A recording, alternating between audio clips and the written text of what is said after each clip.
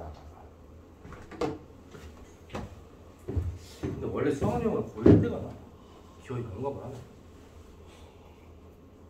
너 보일 때가 나? 고2 때 참.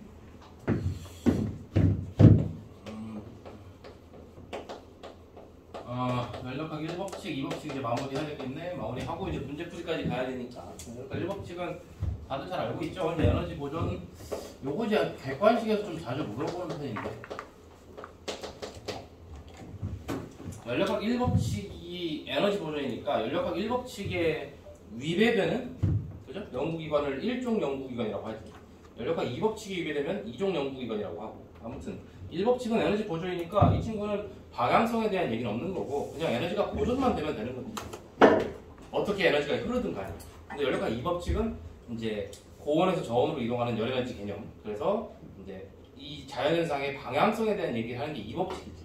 1법칙과 2법칙은 이제 크게 좀 구분을 좀 하고 들어가야 되고 뭐 이거는 여러분들 워낙 많이 좀 봤을 겁니다. Q 이퀄 델타 U 플러스 W 이렇게 잡는 건데 기체가 흡수하거나 방출한 열량이지. 그 다음에 내부 에너지의 변화 기체가 한 일 해서 뭐 이제 이런 건 니네가 알아야 되겠지만 기체가 열을 흡수하면 플러스 방출하면 마이너스 이렇게 잡는 거니까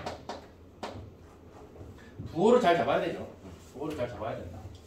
그리고 이제 이건 내부 에너지의 변화니까 내부 에너지가 이거를 자꾸 애들이 착각하는 경우가 많은데 이거 내부 에너지를 묻는 게 아니고 내부 에너지의 변화를 묻는 거야. 내부 에너지가 증가했는지 감소했는지를. 그래서 내부 에너지가 증가했으면 플러스, 내부 에너지가 감소했으면 마이너스 이렇게 잡으면 된다는 거지. 그런데 아까 얘기했지만 내부 에너지라고 하는 건 이제 몰수의 변화가 없다면 그냥 온도에 관련된 거니까 이 친구는 그냥 계속 이 친구는 계속 온도만 여러분들이 체크를 해주면 된다. 온도가 증가했는지 감소했는지. 그 말은 PV 그래프에서 반비례 곡선을 벗어났는지 안 벗어났는지만 보면 된다는 거지. 그것만 보면 이제 내부 에너지가 어떻게 됐는지를 알 수 있다. 이건 기체가 2를 하면 플러스고 2를 받으면 마이너스 이렇게 잡는다는 거잖아. 근데 이 친구도 마찬가지인 게 앞에서 했죠. 이 친구도 기체 부피만 체크를 해주면 부피가 증가했으면 1을 한 것이고 부피가 감소했으면 1을 안 한 것이다. 물론 기체의 부피가 증가해도 1을 하지 않게 되는 경우가 있긴 하지. 자유팽창이라고 해가지고. 근데 그거는 좀 이따 내가 문제 풀 때 한번 보고요. 아무튼 여러분들 항상 이런 문제를 풀 때 여기 앞에도 이렇게 델타, 여기도 델타, 여기도 델타가 들어있다라고 생각하고 풀어야 돼요. 그러니까 결국 어떤 변동성에 대한 얘기를 하는 거지 현재 값을 물어보는 건 하나도 없어. 이 세 개 다 흡수 얼마큼 먹었냐 됐었냐를 말하는 거지 네가 가지고 있는 열 에너지가 얼마인지를 묻는 게 아니라고. 마찬가지라고 그죠? 일을 얼마큼 하냐 받느냐를 묻는 거라고. 그래서 요 세 가지만 잘 구별해주면 되는 거니까 크게 어려울 건 없는데 어려워한다는 거지. 근데 이제 이게 지금 이쪽 문제의 거의 대부분을 차지하잖아. 근데 이걸 자세히 뭐 분석하고 말 것도 없는 게 그냥 PV 그래프 이렇게 그려놓고 그죠? 많이 봤죠? 이렇게 반비례 그래프 이렇게 나오는 거 이런 식으로 나오잖아요. 나왔을 때 왔다 갔다 하는 거 간단하게만 살펴봅시다. 그러면은 뭐 너희들 제일 많이 봤을 법한 게 여기서 이제 A에서 출발해가지고 쭉 가는 거 이거 지금 반비례 그래프를 그대로 따라가는 거니까 이거 이제 등원 과정이 되겠죠. 그래서 여기 뭐 B 이렇게 잡고 그러면 등원 과정이다라고 하는데 등원이니까 온도가 일정하다는 거 아니야? 온도가 일정하니까 이 경우에는 A에서 B로 가는 경우는 온도 변화가 없는 거니까 델타 U가 0이지. 그래서 델타 U가 0인데 부피는 증가했으니까 그러니까 기본적인 그래프 분석법이죠. 그 부피는 증가했으니까 W가 플러스가 되는 거지. W가 플러스가 되니까 얘가 0인데 얘가 플러스니까 Q도 플러스. 즉 문제에서 안 알려줘. 이 과정에서 열이 흡수된다는 사실을 문제에서 안 알려준다. 너희들은 저렇게 됐을 때 열을 흡수한다는 걸 알아야 되고 저때 흡수한 열량 Q1은 이때 A에서 B까지 갈 때 기체가 한 일, 그러니까 뭐 이 아래쪽 면적이겠지. 이 면적인 W와 같은 값이 된다는 것도 알아둬야 돼.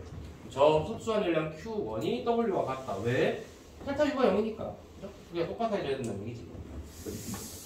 그런 식으로 열이 흡수되는지 방출되는지도 알아야 되고 이렇게 해서 C로 가면 이걸 이제 등적 과정이라고 부르는 거죠. 등적이면 뭐야? 부피 변화가 없는 거 아니야? 부피 변화가 없으니까 W가 0이 되는 것이고 그러면 당연히 또 뭐가 돼? Q와 델타 U가 같아질 건데 지금 딱 보니까 온도가 높은 데 있다 밑으로 내려왔잖아. 그러니까 이제 온도, 델타 U가 마이너스, 그럼 Q도 마이너스. 무슨 말? 역시 문제상 안 알려주죠. 이때 열은 방출된다는 사실. 열이 방출되는데 그때 방출되는 열의 양이 이때 내부 에너지의 감소량과 똑같아야 된다라는 거예요. 그죠? 저런 걸 물어보잖아. BC 과정에서 내부 에너지 감소량은 뭐 방출한 열량과 같다. 맞다고 하면 되는 거지. 그런 식으로 물어본다는 거지. 아무튼가 뭐 이렇게 해서 이제 D까지 오겠죠. 이렇게 해서 이제 등온 과정은 등온 과정인데 부피가 이제 줄어드는 거죠. 마찬가지지. 열이 어떻게 돼? 뭐 똑같은 설명이잖아요, 그죠? 등온이니까 그럼 이 경우에도 열이 방출된다는 거를 지금 눈치를 채야 되고 이때도 역시 마찬가지죠. 이때도 기체가 받은 일과 크기가 똑같아. 받은 일 W. 당연히 그 W는 이 그래프 아래쪽 면적이겠죠. CD 아래쪽 면적. 아까보다 좀 작겠네. 아무튼 그렇게 해서 이런 식으로 쭉 정리 한번 돌아봐 한 바퀴 돌려주시면 돼. 얘들아 물론 방향성이 꼭 시계 방향을 보는 건 아니죠. 반대로 돌 수 있는데 대부분의 문제에서 시계 방향 문제를 물어보는 이유는 지금 이게 열기관이잖아. 열기관. 그러니까 엔진 말하는 거지. 그러니까 엔진에 가솔린, 디젤, 스털링 엔진, 카르노 기관까지 해가지고 엔진의 순환 사이클이 이쪽 방향에서 그런 거지. 어쨌든 일반적인 과정이니까. 여기도 마찬가지죠. 이거 이제 등온 과정, 등적 과정이라고 부르고, 역시 이 경우에도 뭐 열이 들어간다는 거. Q4 이렇게 잡을까요? 열이 들어간다는 거. 그러니까 이것도 마찬가지 쟤랑 똑같죠? 이것도 역시 똑같다. 뭐랑 똑같냐? 내부 에너지 변화량과 똑같아야 할 것이다. 이렇게 잡아주면 될 것이고. 여기서 이렇게 다이렉트로 쭉 가는 경우가 있어. 이걸 등압 과정이라고 부르는데 여러분들이 이 등압 과정을 좀 착각하지 말아야겠죠. 등압 과정으로 가는 과정은 D에서 B로 가는 거니까 여기서 자꾸 온도 개념을 놓치는데 등압 과정에서 온도가 변해 안 변해? 아래쪽 그래프죠? 그지? 그랬다가 반듯하게는 같지만 위쪽 그래프로 가버렸잖아. 그러니까 온도가 증가한 거지. 그래서 이거는 온도가 증가했다. 그래서 이거는 이게 플러스가 된다. 한일이야. 그래프 아래쪽 면적이 존재하고 부피가 커졌으니까 이것도 플러스가 된다. 그래서 얘도 플러스가 된다. 그래서 결국 흡수한 열로 일도 하고 그죠? 내부 에너지도 증가하고. 그래서 에너지 보존 법칙이라고 부른다는 거지. 100만큼 줬더니 40, 60 뭐 이런 식으로 나로 갖는다는 개념이지. 그래서 역시 여기서 등압 과정은 좀 조심해 줄 필요가 있다는 거. 등압 과정이니까 세 개 다 변하는 거죠. 그리고 여러분들 제일 어려워하는 거. 그놈의 단열 과정. 그죠? 이 단열 과정을 정말 많이 애들이 헷갈려 하는데 단열 과정은 참 쉬운 겁니다. 오히려. 단열 과정은 A에서 C로 가는 게 단열 과정이잖아요. 말 그대로 열이 차단되는 과정이니까 Q 자리에 0이 들어와주거든요. 저렇게 부피가 팽창했을 때 내부 에너지는 감소, 그죠? 한일은 플러스, 부피 증가했으니까. 그러니까 요건데 단열 과정이라고 하는 건 열이 차단되는 과정이다 그래가지고 기체가 내부 에너지가 감소한 만큼 일을 하는, 그러니까 일을 한 만큼 내부 에너지가 감소하는 일과 에너지 개념이지. 내가 일을 하면 그만큼 내 에너지가 줄어들었다. 뭐 이런 얘기하는 거잖아. 결국 에너지 보존 얘기를 하고 있다는 얘기야 다. 똑같은 얘기지. 그러니까 단열이라고 하는 건 정말 중요한 거. 단열은 쓸까요 이거? 써야 될 것 같아. 근데 문제부터 이걸 자꾸 헤맨단 말이야. 단열 과정이라고 하는 건 그래프를 분석할 때 너희들이 그래프를 직접 그려서 문제를 풀어야 될 때도 있잖아. 그랬을 때 이건 반드시 두 반비례 곡선 사이에서 비스듬하게 움직이면 그게 단열 과정입니다. 단열 과정은 비스듬하게 뭔가 이렇게 반비례 그래프보다 좀 더 급하게 비스듬하게 움직이면 된다. 비스듬하게 움직였다고 모두 단열은 아닌 거 아닙니까? 뭐 그럴 수 있는데 고등어 과정에서는 비스듬하게 움직이면 단열 과정이다라고 문제 조건을 줘버린다고. 아니면 그럴 수밖에 없게 문제를 준다고. 단열이 좀 어설프게 되는 건 어떡하죠? 그런 건 걱정할 필요가 없다고 그렇게 안 물어보니까. 그래서 어쨌든 비스듬하게 움직이면 단열이다 이렇게 알고 Q를 0으로 잡으면 된다. 할 수 있겠지. 그리고 이제 열 효율 얘기가 나오는데 열기관이니까 열 효율 2는 우리가 많이 통합과학 때도 했잖아. 그죠?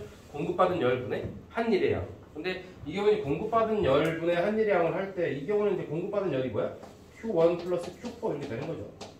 한일의 양인데 한일의 양을 어떻게 두고 할 수 있어? 공급받은 열에서 방출한 열을 빼도 되잖아. 기억나니? 통합과학 2학기 때 했는데. 공급받은 열에서 그죠? 빼면 되는 거죠. 방출한 열. 그러면 그게 뭐야? 그만큼 차이만큼 내가 일을 했을 거다 이 말이지 이 기체가. 그래서 이게 열 효율 2고 곱하기 100 해주면 퍼센트로 나오는 거고. 당연히 열 효율 2는 당연히 뭐예요? 0과 1 사이겠죠. 100%랑 0%. 그런데 이 열 효율 2가 절대 100%가 될 수는 없다더라 라고 하는 게 이제 역학 2법칙이 되는 거고. 아무튼 간에 열 효율 구하는 것도 요즘 문제가 좀 자주 이번 수능 특강 문제 세더라. 열 효율 구하는 문제가 조금 지난 작년까지 수능 특강에 비해서 좀 다르게 나오더라고. 그래서 약간 패턴이 바뀌었더라고. 아마 학교 선생님도 보셨을 거야. 그래서 열 효율 구하는 거 조금 작년까지는 열 효율 구하는 게 그냥 짜투리 문제였거든. 근데 이제는 올해 수특을 보니까 조금 좀 까다롭게 낼 수도 있겠다라는 생각이 좀 들어요. 열 효율 조금 조심해야 될 것 같아요.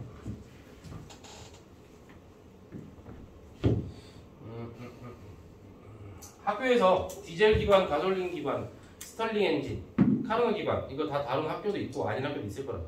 그거는 나중에 어제 선동권들이 지네 학교에서 다뤘다 하더라고. 근데 다른 학교도 재영어도 다룰 수 있고 뭐 용화에서 모르겠어요. 하여튼 나중에 좀 시간이 지나서 학교에서 다뤘다고 하면 그때 한번 그 4개 기관 비교하는 건 한번 잠깐 간단하게 볼 거야. 그게 좀 하여튼 그렇고. 아무튼간 요거는 좀 더 문제 풀 때 조금 더 많이 하고. 연력학 2법칙이죠. 연력학 2법칙은 이제 방향성에 대한 얘기지. 자연현상은 방향성이 있다라고 하는 건데, 요거는 이제 엔트로피와 관련된 무질서도라고, 우리나라 말로 무질서도로 표현을 해서 그런데 사실 무질서도라는 말이 적합한 것 같진 않지만 하여튼 이제 얼마나 무질서하냐. 그래서 연력학 2법칙을 표현하는 이제 방식이 이것도 시험지 이건 좀 잘 나오는 편이죠. 열은 항상 고온에서 저온으로 이동한다. 방향성에 대한 얘기죠. 저온에서 고온으로 이동하지는 않는다. 그다음에 연력학 2법칙의 또 다른 표현 이렇게 해가지고 요거는 교과서나 문제집에 꼭 실려 있어요. 그러니까 이거는 문제에 대한 가능성이 높지. 그다음에 요거는 뭐 자연현상은 모두 자연현상이라고 하는 거야. 그러니까 인간이 개입하면 안 되는 거지. 자연스러운 현상에서는 항상 엔트로피가 증가하는 방향으로 일어난다. 혹은 자연현상은 확률, 경우의 수죠. 확률이 큰 쪽으로 일어난다. 이거는 지금 볼츠만의 정의인데 아무튼 그 다음에 어떤 열 기관을 만들어도 열 효율이 100%인 열 기관은 만들 수가 없다. 다 똑같은 표현이라고.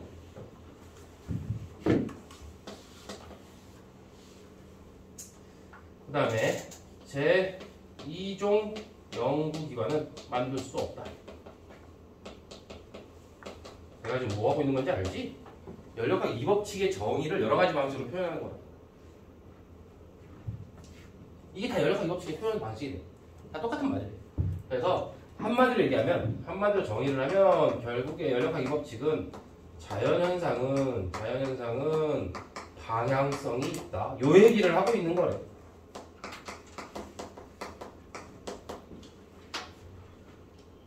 방향성을 깎으로 가도 에너지는 보존될 수 있어서 연력학 1법칙을 성립하는데 무슨 말이냐면 가역과 비가역이 있습니다. 가역과 비가역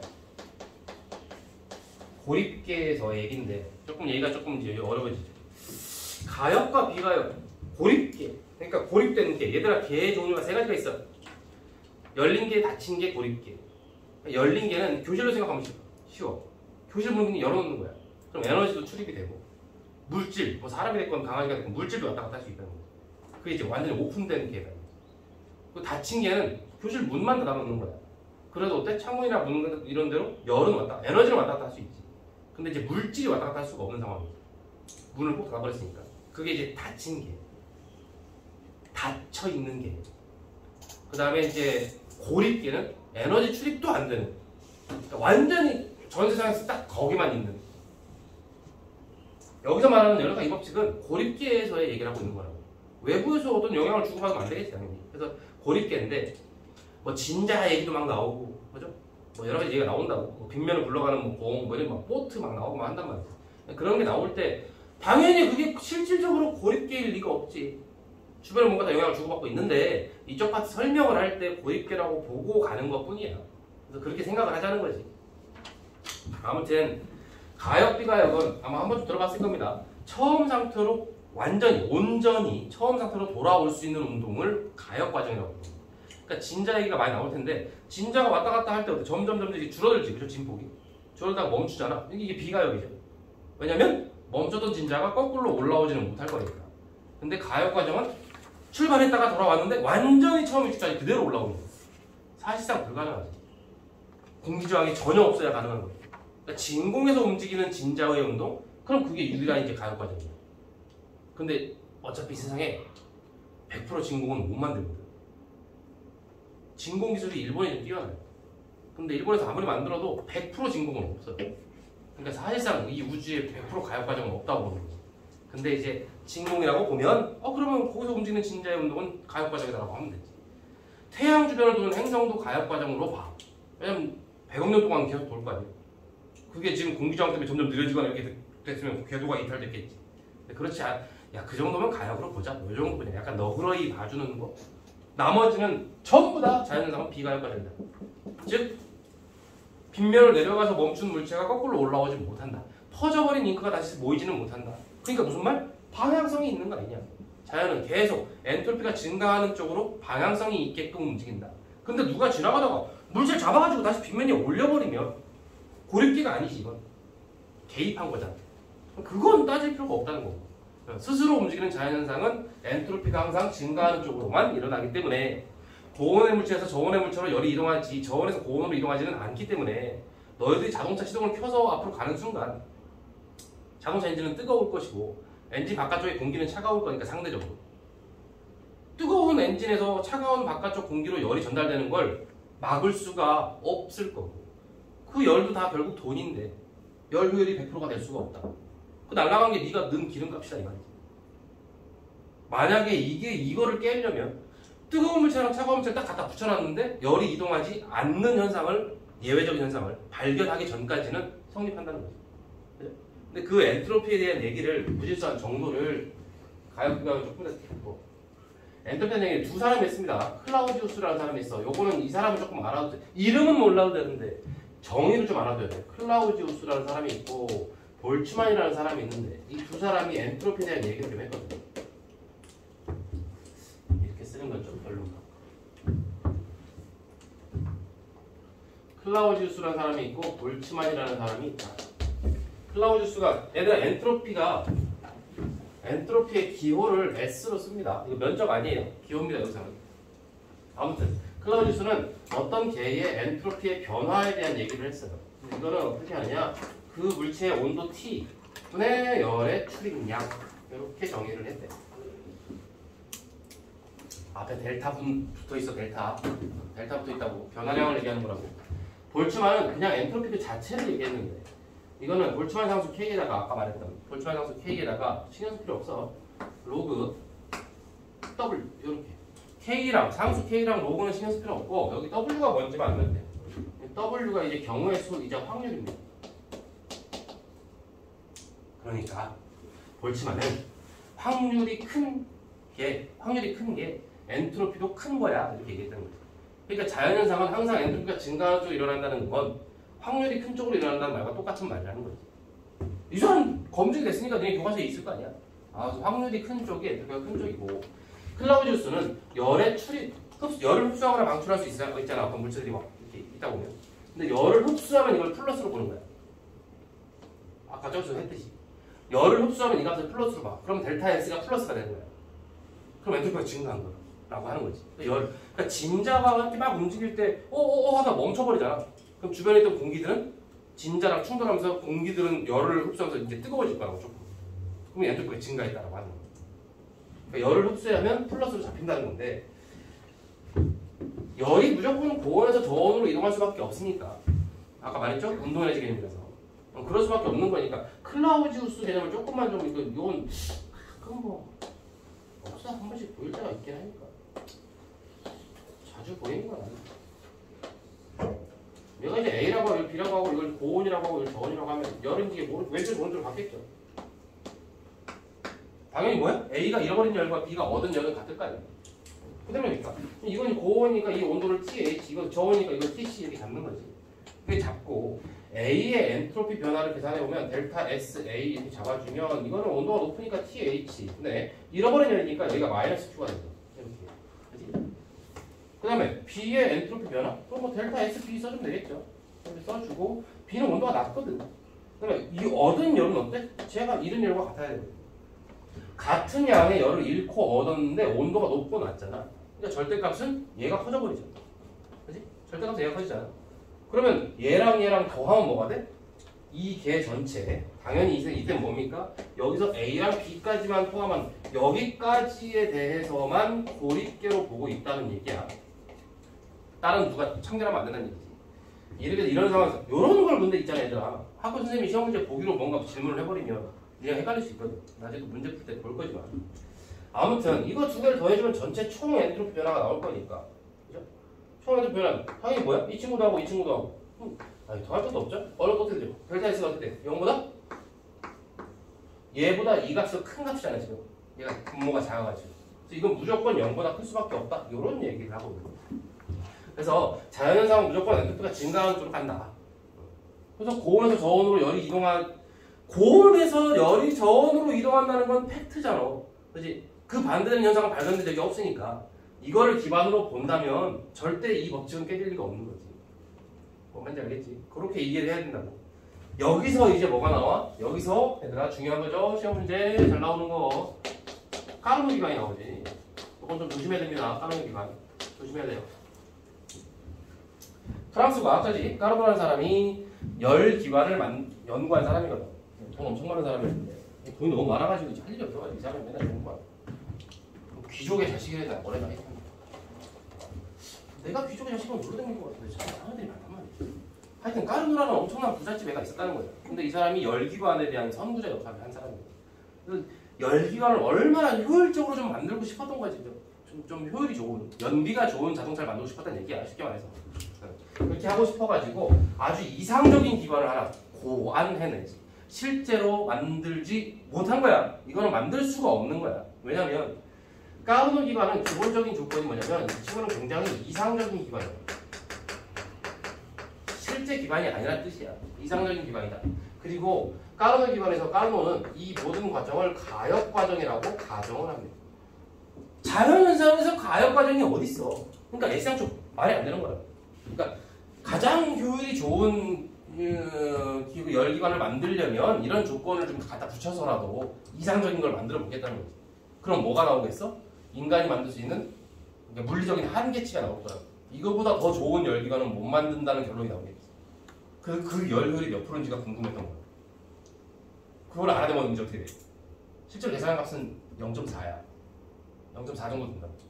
그러니까 열효율이 40%를 넘는 자동차 엔진은, 비행기 엔진은 만들 수가 없다. 그건 네가 실력이 없는 게 아니고 물리적 법칙으로서 말이 안 된다는 얘기야. 그래서 그거를 제시를 해준 게 까르노 기관이라는 얘기지.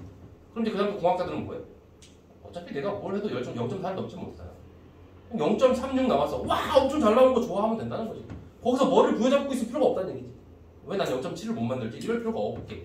그죠? 상한선을 잡아줬다는 얘기지. 그래서 실제로 존재하는 기관은 아니라는 거. 그래서 학교 시험 문제에서는 이 문제를 꽤나 자주 나오는데 다음은 까르노 기관 어쩌고저쩌고 막 떠드는데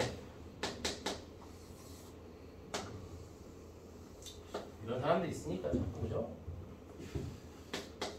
세상이 편해지는 건지 피곤해지는 건지 모르겠는데 까르노 기관은 등원, 단열, 등원 요 과정입니다. 근데 알아야 돼 이거. 알아야 됩니다. 이거 등원이라는 사실을 알아야 돼요. 이거 단열이야. 내가 아까 뭐랬어? 비스듬하기라는 거. 이게 다시 등원입니다.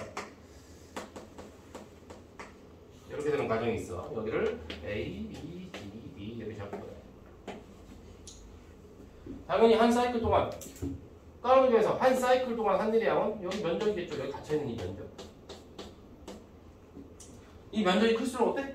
면적이 클수록 한 사이클 동안 한 일도 많아지겠네? 그럼 자동차도 또 많이 굴러갔겠지? 면적을 최대화할 수 있는 방법. 그리고 이거는 단열이야. 사실 단열도 실질적으로 100% 완벽한 단열은 만들 수 없지. 고온에서 저온으로 열 빠져나가는데.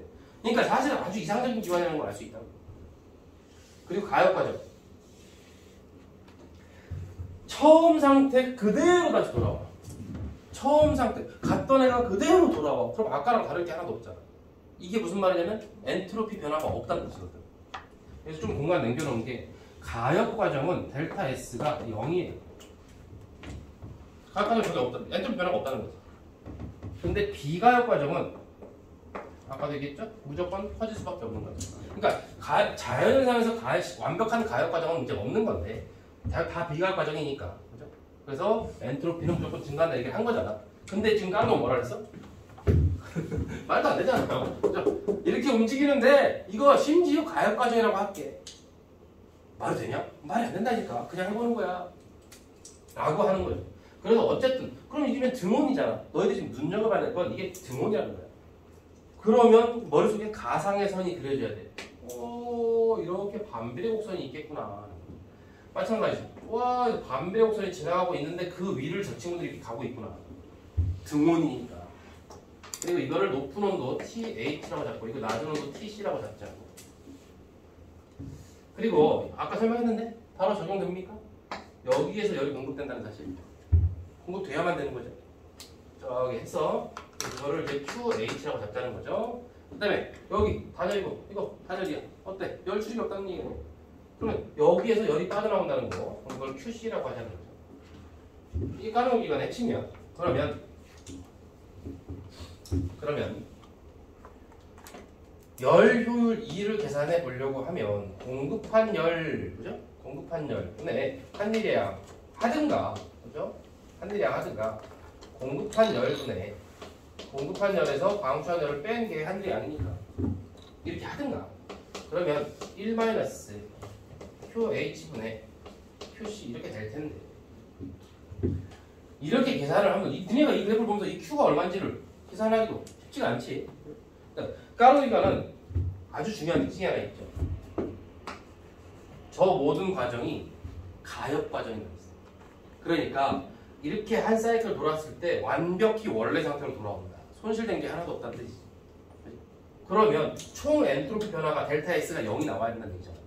근데 델타 S 엔트로피 잘 들어보시오. 엔트로피가 변한 구간이 어딜까? 엔트로피가 변한 데가 어디야? 총 엔트로피 변화가 0이라는 거고 엔트로피가 변한 구간은 있잖아. 어디지 부시? 그렇죠. 등원 과정은 엔트로피가 변하죠? 맞나? 뭘 보고 알아? 이 친구를 내가 그래서 좀 알아두는 게 좋다는 거지. 열의 출입이 있으면 엔트로피가 변한다. 근데 단열은 열의 출입이 없잖아요. 그렇죠? 그러니까 열의 출입이 있는 여기가 엔트로피가 변한다. 그럼 여기서의 엔트로피의 변화와 여기서의 엔트로피 변화가 같으면 되겠네. 반대 방향으로.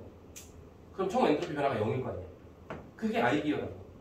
그래서 결국에 AB 과정에서 노란색으로 썼네요. AB 과정에서의 엔트로피 변화는 어떻게 하면 될까? 엔트로피 변화는 온도분해, 그죠? QH 이거겠죠? CD 과정에서의 엔트로피 변화는 TC분의 QC겠지. 근데 이건 어때? 열을 방출했지? 그러니까 어떻게 돼? 마이너스가 붙어주면서 이렇게 해서 TC분의 QC 이렇게 될 거야. 이 두 개의 엔트로피 변화를 더하면 0이 돼야 가역 과정이지. 됐니? 그래서 무슨 결론이 나와? 아, 이런 결론이 나오죠. 이거 이항해가지고 그죠? 블라블라 정리해주면 결국 무슨 결론? TH분의 TC가 QH분의 QC. 무슨 말? 열량 Q 대신에 절대 온도 T를 쓸 수 있다. 가역 과정이라고 가정을 하면.